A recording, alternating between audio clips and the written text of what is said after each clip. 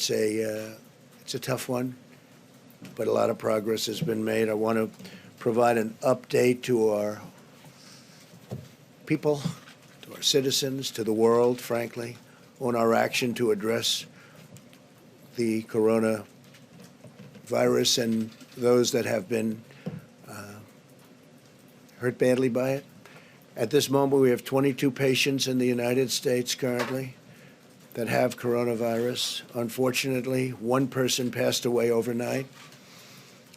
She was a wonderful woman, a medically high-risk patient in her late 50s. 4 others are very ill. Thankfully, 15 are either recovered fully or they're well on their way to recovery. And in all cases, they've been let go in their home. Additional cases in the United States are likely, but healthy individuals should be able to fully recover. And we think that will be a statement that we can make with great surety now that we've gotten familiar with this problem. They should be able to recover should they contract the virus. So healthy people, if you're healthy, you will probably go through a process and you'll be fine. Since the early stages of the foreign outbreak, my administration has taken the most aggressive action in modern history to confront the spread of this disease. We moved very early. That was one of the decisions we made that really turned out to be a lifesaver in a sense, big lifesaver. On January 31st, I imposed travel restrictions on foreign nations who had, and anybody that had been to China or people coming out of China. And I want to say that China seems to be making tremendous progress. Their numbers are way down, and if you read, Tim Cook of Apple said that they're now in full operation again in China. Their numbers are way down. Experts now agree that the decision to move so quickly, despite a lot of opposition on that decision, was a wise one. It greatly slowed the spread of the virus to the United States, and it really gave us time to do some of the critical moves that we've done. And it allowed these great professionals to get together and figure it all out. And we think they've done that. We've taken the most aggressive actions to confront the coronavirus. They are the most aggressive taken by any country.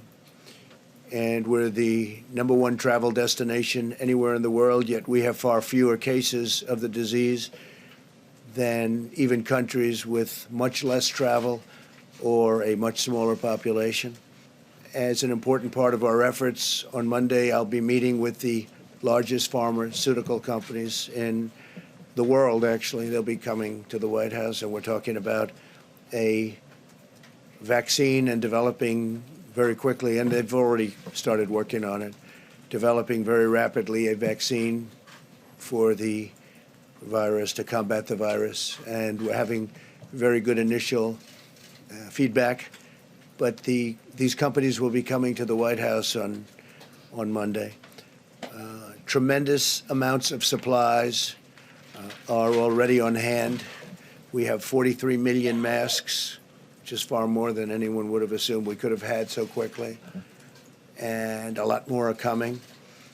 Today, the White House Coronavirus Task Force, led by Vice President Mike Pence, they met for 2.5 hours. I spent a lot of that time with them also, and we came up with some ideas, recommendations, and frankly, some pretty strict edicts that we're going to be going by, and Mike's going to be discussing that.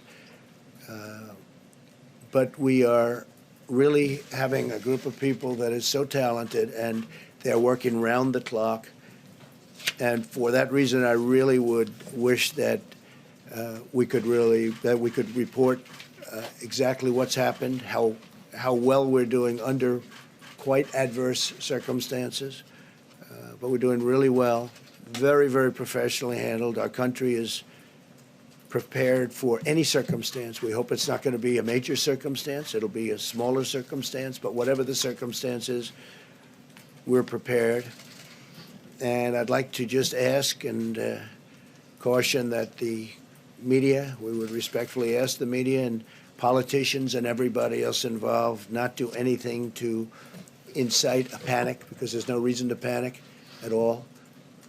This is something that is being handled professionally.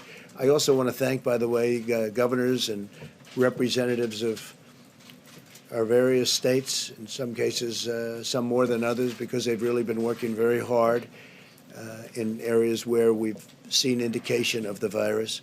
But I want to thank the governors and all of the representatives from all of our states, the rooms they've made available, the speed with which they've worked has really been incredible.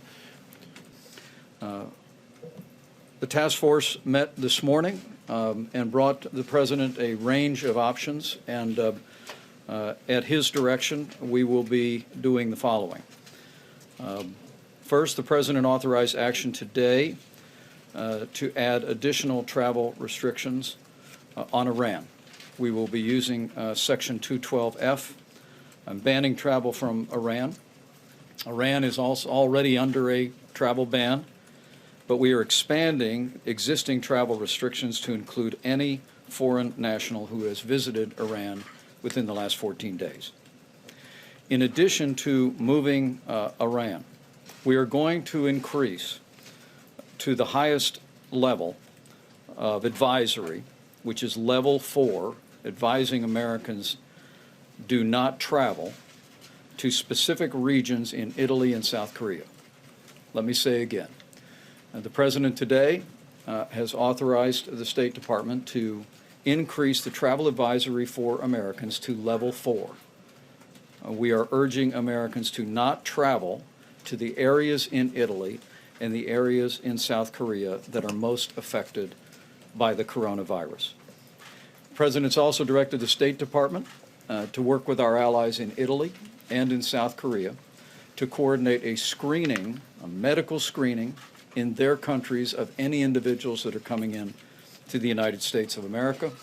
And we look forward to working with them in a collaborative and a cooperative way. Mr. President, if I could just ask you said the other day in the cabinet room with African American leaders, you've got to get away from politics. You were down in Charleston last night using the word hoax when talking about Democrats. Somebody now is dead from this. Do you regret that kind of talk? No. Hoax referring to the action that they take to try and pin this on somebody, because we've done such a good job. The hoax is on them. I'm not talking about what's happening here. I'm talking what they're doing. That's the hoax. That's just a continuation of the hoax, whether it's the impeachment hoax or the Russia hoax. This is what I'm talking about. Certainly not referring to this. How could anybody refer to this? This is very serious stuff. But the way they refer to it, because these people have done such an incredible job, and I don't like it when they are criticizing these people, and that's the hoax. That's what I'm talking about. What responsibility do you feel, as you're communicating about this, for the public to follow your directions and to take the prudent steps?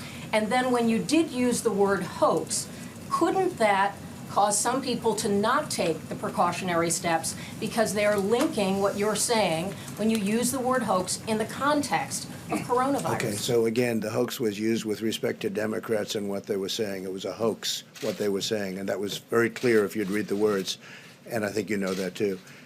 As far as what responsibility, my great responsibility, I think the biggest decision we made was going very early, and that was a decision made against a lot of people that thought we shouldn't do that. That's why we're at 22 instead of a much higher number. It would have been a much higher number. That was a big decision. It was a hard decision because it had never been done before anyway. I mean, not even early or late. It had never been made a decision like that.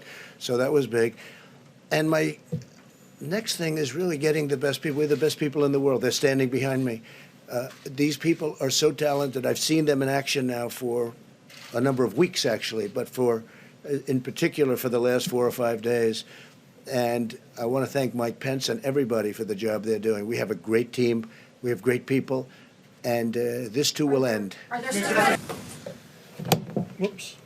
Yeah, the case, again, this is why we're talking about the community cases with no link to travel. So the investigation at this time shows no evidence of link to travel or a known contact. Okay, and also you said that Americans as a whole are at a low risk. Are Americans on the west coast of the United States at a low risk? And are you considering restricting travel within the United States?